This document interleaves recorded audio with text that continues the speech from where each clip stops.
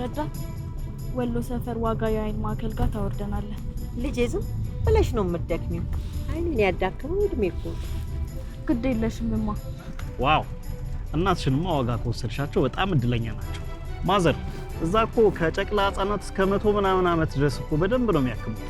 እንዴው ለግላይኮማ ብቲ የኮርኒያ የሬቲና ራሱን የቻለ ስፔሻሊስት አላቸው አሁንማ በዋጋ ዶክተሮች ለመታከም እኮ ከውጭ ሀገር ራሱ ሰዎች እየመጡ ነው ሲባል ሰምቻለሁ